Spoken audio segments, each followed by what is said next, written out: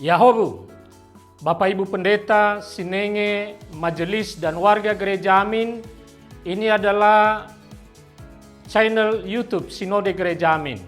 Karena itu, bagi yang mencintai Gereja Amin, tontonlah, subscribe, like, dan bagikan. Gereja Amin yang tangguh, mandiri, dan peduli. Tuhan Yesus memberkati.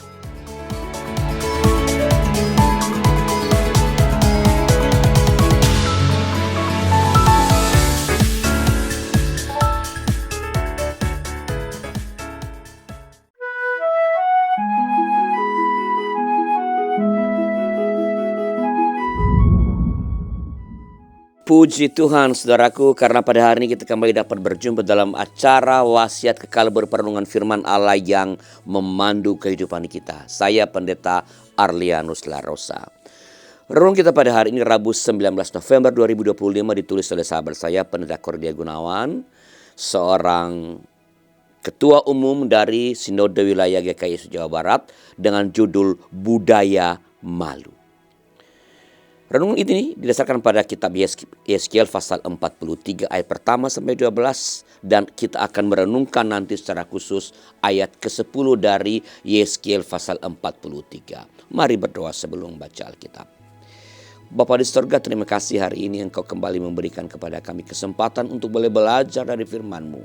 Tolong kami supaya yang kami dengarkan pada hari ini boleh sungguh-sungguh menggerakkan hati kami untuk menjadi semakin dekat dengan Tuhan dan mengerjakan hal-hal yang baik yang berkenan kepada Tuhan dalam hidup ini. Dalam nama Tuhan kami, Yesus Kristus. Amin. Saya bacakan bagi kita ayat 10 dari Yeskiel pasal 43, dengarkanlah firman Tuhan.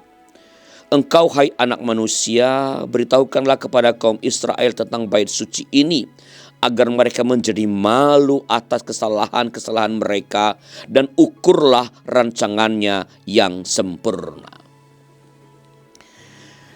Sahabat, kita sering menjumpai orang yang melanggar peraturan lalu lintas di jalan seperti menerobos lampu merah atau berkendara dengan cara yang salah.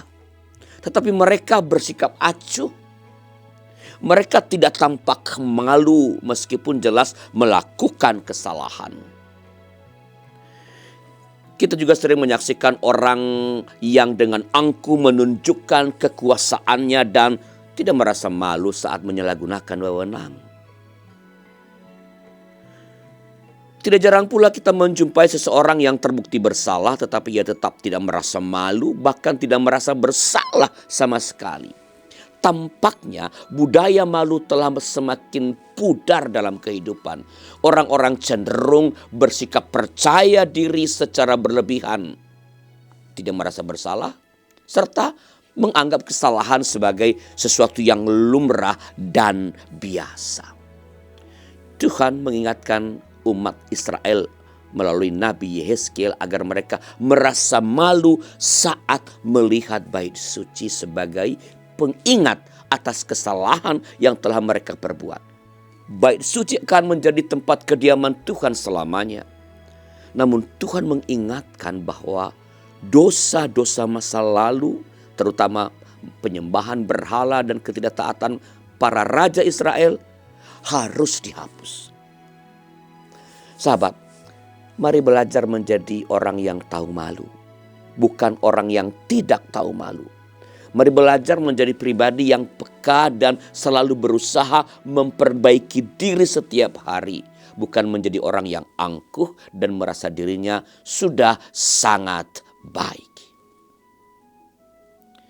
Bila di antara sahabat-sahabat yang punya pengalaman-pengalaman bagaimana atau menyaksikan orang-orang yang awalnya mereka sangat angkuh, bertahan bahwa dirinya selalu benar dan pada titik tertentu mereka mengalami perubahan-perubahan, atau Anda mengalami perubahan semacam itu, silakan tuliskan di kolom komentar supaya sahabat yang lain boleh belajar dari pengalaman iman Anda.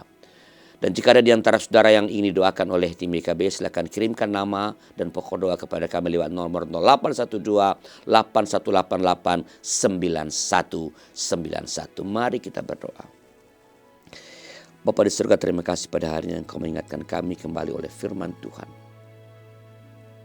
Biarlah apa yang telah kami dengarkan Tuhan boleh kami ingat, kami pegang erat, dan itu menjadi pengendali kehidupan kami sehari-hari. Jangan biarkan kami menganggap diri paling benar, tidak pernah salah. Biar kami boleh mengakui dengan sungguh-sungguh bahwa kami adalah makhluk terbatas. Dan karena itu rendah hati untuk mengakui kesalahan dan berubah ke arah yang semakin baik. Terima kasih Bapa, dalam nama Tuhan kami Yesus Kristus. Amin. Demikian sahabat renungan kita pada hari ini. Jangan lupa subscribe, like, dan bagikan kepada sebanyak mungkin orang. Tuhan memberkati saudara.